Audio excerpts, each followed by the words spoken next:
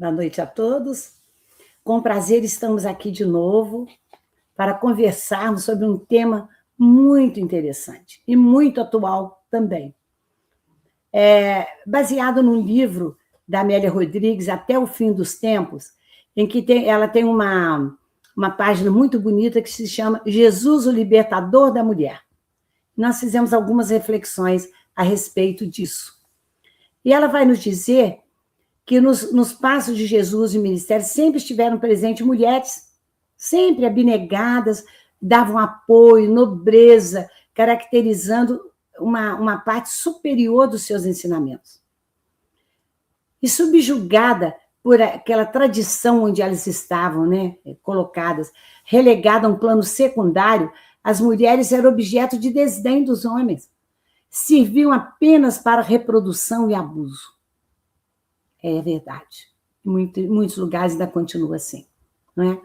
Então, a mulher entre os judeus de então era um objeto que pertencia ao marido, assim como seus servos, as suas edificações e os seus objetos e todas as posses legais. Embora ele não pudesse vendê-la, digamos assim, mas podia tratá-la muito mal, como nós veremos. Ela devia ao esposo uma total lealdade, mas ela era vista sempre, a princípio, como infiel, desvirtuada, falsa. Sua palavra perante o juiz não tinha nenhum valor, praticamente. Ela não podia se defender de nenhuma acusação, inclusive do próprio marido. O marido não tinha os mesmos deveres de fidelidade com ela, não tinha. Ele podia rejeitá-la por qualquer motivo. Mesmo que legalmente não podendo negociá-la, ele podia deixá-la. E a mulher desligada do casamento, ela era muito mal vista, essa mulher repudiada. Ela não podia, a mulher casada, ela não podia ser contemplada por outro homem, ou por ele ser abordada, mesmo que fosse por uma simples saudação, não podia. No interior dessa sociedade, então, ela tinha uma posição muito inferior, porque o homem estava acostumado a valorizar a sua força física, e a força física do homem sempre foi superior. É só para a gente contextualizar agora, em 11 de abril de 2013, um grupo de 200 mulheres foi orar no Muro das Lamentações, né, que é o lado ocidental do templo, o antigo templo de Jerusalém. E muitas delas foram presas, não era permitido a elas isso. Embora, no dia 10 de junho do mesmo ano, elas obtiveram o direito de ir orar. Porém, há judeus conservadores que continuavam contra, expulsando-as dali. A proibição não era uma lei, mas uma tradição, um costume que se mantinha. A mulher, então, ela era obrigada na rua a caminhar distante dos homens. Era constantemente submetida a punições civis e penais e sujeita à pena de morte, por exemplo, por apedrejamento. E a gente sabe que é um hábito, uma prática que não foi abolida de todo, que tem países ainda no Oriente que têm a pena de apedrejamento para as adúlteras. Elas não podiam nem se alimentar ao lado do marido, ela tinha que ficar em pé ao lado dele como uma escrava, para poder servi-lo a qualquer instante. Elas viviam reclusas dentro de casa, as janelas tinham grades para que elas não pudessem ser vistas pelas pessoas que passassem. Se um homem se dirigisse a ela, ele cometia um pecado muito sério. E aí a gente se lembra daquele episódio chocante, digamos assim, do Evangelho, na época, quando Jesus se dirigiu à samaritana. Por alguns motivos. Primeiro, os samaritanos eram adversários dos hebreus, desde muito tempo, da época da cisão das tribos de Israel. E segundo, porque ele se dirigiu a uma mulher desconhecida, e que era, inclusive, uma mulher que já tinha tido vários homens, como ele mesmo fala a ela, que ele sabe da vida dela, né? Nessa época, por uma crise de ciúme, o marido podia levá-la a um sacerdote, mesmo sem testemunho flagrante, nada. E está descrito na lei mosaica como oferta do ciúme. E a partir dali ele repudiá-la e mandá-la embora de casa. Então, não tinha direito religioso nenhum. e nem qualquer tipo de participação no culto naquela época. As doutrinas dominantes tinham sempre como subservientes, desde as remotas anotações lá do Pentateuco, das profecias, a mulher sempre foi colocada numa posição inferior. Mas Jesus jamais as discriminou, jamais. Ele, inclusive, propiciou-lhes um engrandecimento moral, renovando os sentimentos ultrajados em várias circunstâncias. Ele curava indiscriminadamente homens e mulheres, procurava integrá-las na sociedade, aquelas que haviam sido excluídas. Por isso que ele é chamado libertador da mulher. Em todas as situações, ele engrandeceu-as, entre aqueles que já haviam se constituíam propriamente os seus adversários, inclusive dentro de casa, da família e do próprio marido.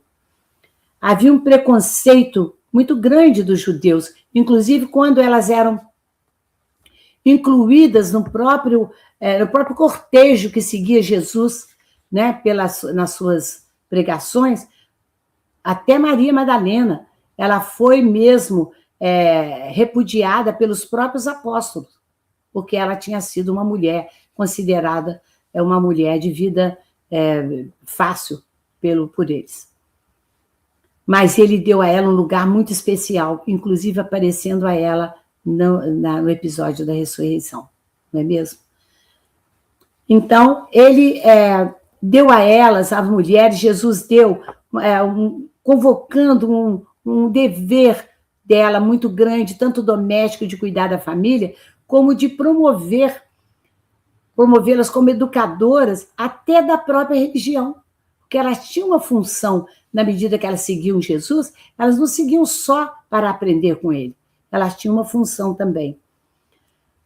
Muitas vezes, elas eram portadoras de enfermidades de ordens variadas, por exemplo, perturbadas por espíritos inferiores, como Maria Madalena, que falaram que ela tinha 7 espíritos perturbando-os, né?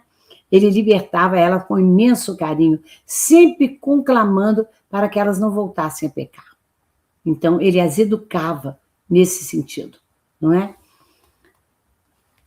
Ele curou, por exemplo, Susana, que era doente, ela passou a segui-lo, era uma mulher de posses, que inclusive passou a colaborar com a parte financeira para dar suporte ao pessoal que seguia Jesus. Joana de Cusa, a gente sabe que foi esposa de Cusa, que era um alto funcionário de Herodes, e que não abraçava o cristianismo, a doutrina do Cristo. E Joana foi procurar Jesus e falar isso tudo com ele, e pedir opinião, e falou que ela tinha vontade de sair de casa, porque ela não aguentava mais a contradição que havia entre o que ela cria e o que o marido cria. E Jesus falou que não foi à toa que ela estava do lado dele. Ela falou, vai e ser fiel, fique com ele. E ela ficou. Ela ficou até que ele foi destituído do cargo, ele ficou doente e acabou desencarnando, e ela passou por situações difíceis, tinha um filho que ela teve que sustentar, ela que era uma mulher de posses, passou a trabalhar em serviços bastante degradantes para cuidar da família, depois ela seguiu Jesus, foi sacrificada no circo, e na hora dela ser sacrificada, jogada às feras, o filho dela pediu a ela para ela se arrepender do que ela cria. Ele falou que de jeito nenhum, que Jesus, que não tinha pecado nenhum, foi morto, por que ela iria se arrepender também? E ela acabou sendo sacrificada. E ela foi recebida por Jesus logo após a sua desencarnação. E também a mulher hemorroíça, né, que acreditou e pediu a cura dele, que depois ela era Verônica, também chamada de Berenice, que foi aquela mulher que foi enxugar o rosto de Cristo quando ele estava a caminho do Calvário. Ela era a mesma mulher hemorroíça. A adúltera, né, que ele salvou de ser apedrejada, e ela também foi trabalhar numa casa de acolhimento acolhimento dos doentes e necessitados. E é interessante que a Amélia Rodrigues nos conta, dos seus livros, que a adúltera, ela, trabalhando nessa casa de acolhimento, um dia chegou um indivíduo muito deformado pela lepra, como se falava naquela ocasião, né? Chamava de leproso. Ele chegou lá bastante deformado, em péssimo estado, quase morrendo. Ela acolheu e ela foi cuidar dele. Ia cuidando dia após dia. Ele falou que aquela era uma casa que falava em nome de Jesus. Ele falou que conheceu Jesus, mas que Jesus não cuidou dele. Ele cuidou da mulher que um dia ele tinha traído. Ele era aquele indivíduo que o marido que tinha levado a adúltera para ser apedrejado. 10 anos depois, eles se reencontram nessa casa de acolhimento e a mulher vai cuidar dele, perdoando. Ele também cura a sogra de Pedro, naquele episódio que nós vimos, logo depois da passagem da mulher hemorroísta, ele cuida também a sogra de Pedro. Utilizadas, então, elas eram utilizadas sem consideração na sua feminilidade. Quando surpreendida no erro, eram punidas, severamente punidas, né? É bom que a gente ressalte ainda o relacionamento, além de Jesus ter feito a cura e a proteção dessas mulheres, o que ele fez com a mãe dele, com Maria de Nazaré, como ele tratava, né? Na Boa Nova, no capítulo 2, Jesus e o Precursor, quando nós vamos encontrar Isabel visitando Maria, a mãe de João Batista, e os meninos tinham em torno eram adolescentes, pequenos adolescentes, e ele tratava com muito carinho, e Lucas falava que ele era muito obediente à mãe. Depois, nas bodas de Caná, o primeiro milagre de Jesus, quando Maria falou, não tem vinho, pediu a ele que fizesse o aparecimento do vinho, ele falou, mulher, que tenho eu contigo? Ainda não é chegada a minha hora. Quer dizer, não era para ele começar ali o messianato, mas ele fez, ele obedeceu à mãe. E muitas pessoas acham estranho quando ele vai falar mulher. Mulher naquela época significava o mesmo que senhora. Então não é que ele estivesse com desdouro tratando ela como uma palavra mais assim, menos carinhosa, não, significava senhora. E ele obedeceu e fez o que ela pediu. Depois, no episódio em que ele está reunido com os seus seguidores, num determinado ponto, num determinado lugar, e chega uma pessoa dizendo, sua mãe e seus irmãos estão lá fora. E ele fala que mães e irmãos dele são aqueles que estão ali, que seguem a vontade de Deus. Com isso, muitos acham que ele estava também tratando com uma certa indiferença a sua mãe, mas não, ele estava falando da parentela corporal e da parentela espiritual, que é o que realmente vale. A parentela corporal, às vezes se reúnem numa casa espíritos que são até devedores uns dos outros, que não têm a mesma afinidade, às vezes sim, às vezes não. Mas a parentela espiritual, aquelas que se unem pelos laços do espírito. E um dia nós chegaremos aí, a essa família universal, em que todos nos consideraremos irmãos. Por quê? Somos filhos do mesmo Pai, não é mesmo? No capítulo 30, o último do livro Boa Nova, Humberto de Campos vai nos falar de Maria, desde ela estando aos pés da cruz até o momento da sua desencarnação.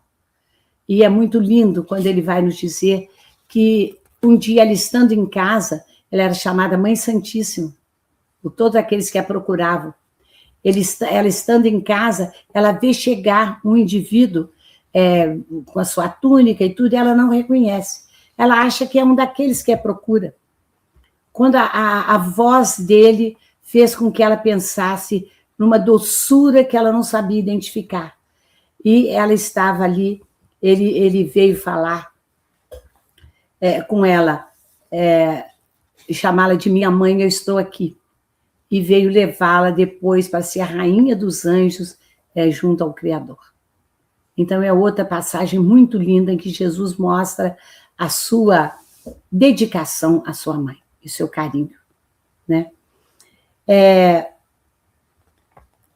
Não foi, então, poucas vezes que Jesus se levantou para defender a mulher. Na ocasião em que todos aqueles o abandonaram, aqueles a que ele havia curado, que ele curou muitos homens, crianças, homens, velhos e tudo, mulheres, todos os abandonaram. Foram as mulheres que o seguiram até a cruz. Aí nós vemos, né, que Maria, sua mãe, Maria Madalena, outras Marias que estiveram lá, por exemplo, Maria de Cleofas, ela estava lá também, e junto com João. E foi naquela ocasião mesmo que João entregou a sua mãe, e Jesus entregou a sua mãe a João, dizendo, filho, eis aí a tua mãe, mãe, eis aí o teu filho.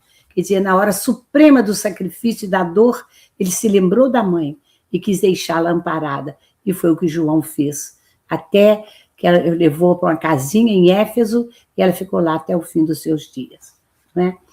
Então, isso tudo nos faz lembrar do capítulo lá do Livro dos Espíritos, que se chama Lei da Igualdade. Quando Kardec pergunta na questão 803 se perante Deus todos os homens são iguais. E os Espíritos respondem que sim, todos nasceram para o mesmo fim, e Deus fez as leis as mesmas para todos. Todos têm... E é muito, muito certa a ideia de que o sol nasceu para todos. E isso é verdade, que todas as leis, elas se dirigem a todos os indivíduos. O pobre, o rico, o fraco, o forte.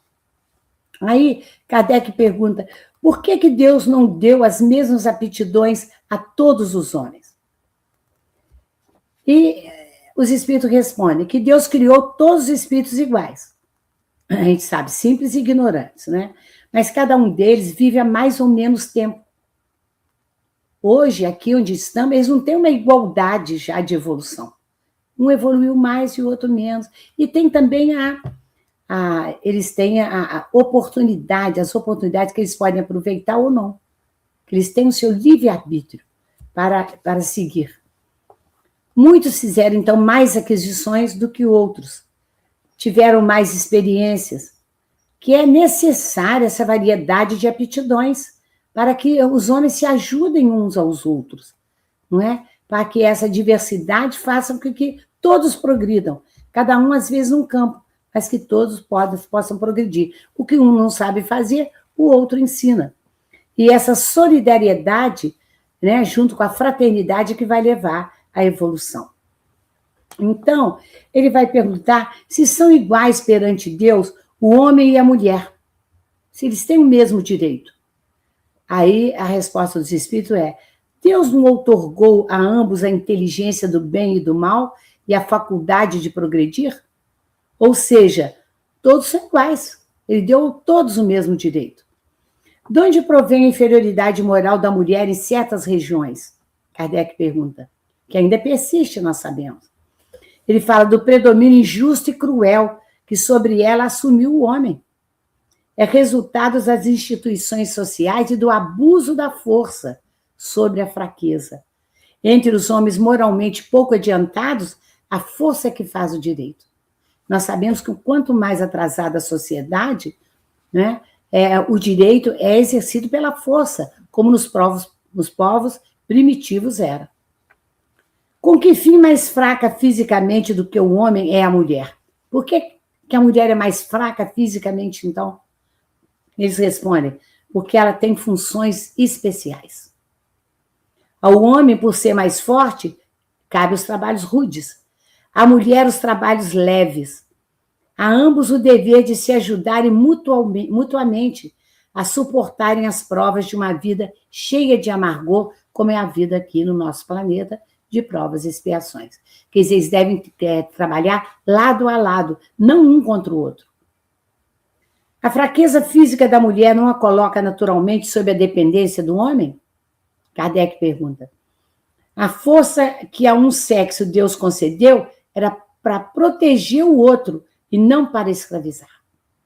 Isso em relação ao sexo, em relação às pessoas do próprio sexo. Um homem não escravizar o homem mais fraco moralmente ou fisicamente, não é? Nós sabemos disso. A mulher tem mais sensibilidade para cuidar das coisas em vez do homem. Inclusive, Leon Denis fala no seu livro No Invisível que, do ponto de vista da mediunidade, a mulher tem muito mais sensibilidade para isso, mais intuição do que o homem. Kardec pergunta na questão 821, as funções que a mulher é destinada pela natureza terão importância tão grande quanto aquelas deferidas ao homem? Se o homem é mais forte, se tem as funções ligadas a essa condição dele, então ele é mais importante do que o homem? Porque a mulher é mais fraca? Ele fala, não. A mulher tem funções até mais importantes, porque ela quem dá ao homem as primeiras noções de vida, quer dizer, da maternidade. Quando não é da maternidade, é da educação, dentro do próprio lar ou através da escola. Nós sabemos disso. Sendo iguais perante a lei de Deus, devem os homens ser iguais também perante as leis humanas? Os homens e as mulheres? O primeiro princípio da justiça é este, os Espíritos falam. Não façais aos outros o que não querereis que vos fizesse. E agora o definitivo que Kardec pergunta. Assim sendo, uma legislação para ser perfeitamente justa deve consagrar igualdade dos direitos do homem e da mulher? Olha só, em 1857, como ele se antecipava ao feminismo, aos direitos da mulher. Aí ele fala assim, dos direitos sim, das funções não. É preciso que cada um esteja no lugar que lhe compete. A lei humana, para ser equitativa, deve consagrar a igualdade de direito do homem e da mulher. Todo privilégio a um ou a outro, que foi concedido a um ou a outro, é contrário à justiça. A emancipação da mulher acompanha o progresso da civilização. Sua escravização marcha de par com a barbárie. Os sexos, agora é o ponto definitivo. Os sexos, além disso, só existem na organização física, visto que os espíritos podem encarnar num e no outro. Sob esse aspecto, nenhuma diferença há entre eles. Devem, por conseguinte, gozar dos mesmos direitos. Olha que coisa maravilhosa essa interpretação dos espíritos, falando para Kardec.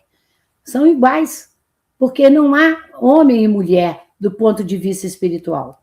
Esse sexo só existe do ponto de vista da organização física, para que justamente tenham funções diferentes, para inclusive fazerem manutenção da humanidade, quando eles vão ser características físicas de homem e de mulher. Então, todo o processo da vida, da criação do homem e da mulher é o mesmo. É uma lenda, digamos assim, um mito, esse fato de que que Deus criou a mulher através de uma costela do homem. Isso não é. Isso é simplesmente uma alegoria. Isso não existe. No Código do Amor, não há lugar nenhum para discriminação. Discriminação do sexo, e isso é uma função que o homem deve repelir, essa discriminação. Então, nós vemos que a mulher, na época de Jesus, quando ela o seguia, ela era muito bem vista, porque ela ajudava na retaguarda, colocando o equilíbrio, o esclarecimento. Ela atenuava aqueles indivíduos rebeldes que estavam ali, os doentes, as crianças. Ela cuidava de todos, que é a função que é reservada para ela ainda hoje, não é? Dessa acalmar os ânimos e infundir coragem naqueles desalentados que seguiam Jesus, dando segurança e alívio a eles. E muitos davam até mesmo suporte financeiro, como Joana de Cusa, nós dissemos. Então, a mensagem nunca vai desaparecer, nunca desapareceu de Jesus, né? Ela não vai desaparecer da humanidade. E o homem um dia vai entender que a transitoriedade das formas no mundo espiritual não condizem com a perenidade das formas na vida espiritual. Quer dizer, somos espíritos imortais, criados todos da mesma forma, pelo mesmo Pai, e, portanto, somos iguais. Às vezes, só nos revestindo de um aspecto diferente, enquanto estamos aqui, nesse mundo encarnados. Tem um capítulo muito bonito no livro No Invisível, de Leon Denis, que se chama O Espiritismo e a Mulher, em que ele vai fazer várias considerações, inclusive falando também da mulher e da mediunidade. Ele fala que a mulher tem uma função mediadora na vida, não só como médium, especificamente de comunicação com o meio espiritual, com os espíritos. Ela é mediadora em casa, ela é mediadora na sociedade, ela tem uma função de união, que dá segurança, que dá amparo, alívio. Essa é a principal função dela, de regeneradora da raça humana. Ele diz que ela é também no domínio das crenças. A mulher foi muito importante porque ela serviu de intermediária entre aquela nova fé do cristianismo e os homens, porque ela aplacava aqueles indivíduos que chegavam lá extremamente irritados, materialistas mesmo, que não acreditavam. Elas iam trazer uma crença para eles. Elas atenuavam os seus sentimentos, né? Então, isso, ela foi quase como uma fada protetora daqueles que andavam ao lado de Jesus. Então, é por isso que se diz, né, na prática, que tal seja a mulher, tal é o filho, porque ela vai educá-lo, ela é a primeira a educá-lo, a primeira das noções, inclusive de religiosidade, inclusive de cristianismo. Ela é quem vai lidar. Então, ela vai modelar o berço dos heróis, dos poetas, dos artistas, dos cientistas, todos eles vão receber a primeira instrução através da sua mãe, ou de quem lhe substitui. Houve uma época em que a mulher ela foi tida por algumas religiões, ainda creem nisso, que ela foi, a lenda bíblica, por exemplo, que ela foi do pecado original, daquela queda, que o homem sofreu no jardim das delícias, no paraíso, foi por causa da mulher, que ela fez a tentação dele comer o fruto da árvore proibida, que nós sabemos que é uma alegoria. E por causa disso, todo homem teria nascido com pecado, chamado pecado original. E outras ainda, nós vemos que ela foi responsável, por exemplo, por trair Sansão. Isso também está na Bíblia. Também é uma coisa que foi uma alegoria, que não se passou dessa forma.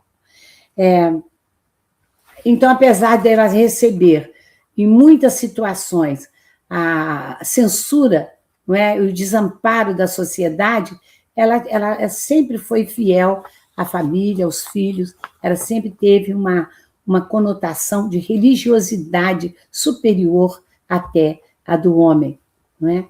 E ela, até na civilização contemporânea, nós podemos encontrar essa reação da sociedade a ela.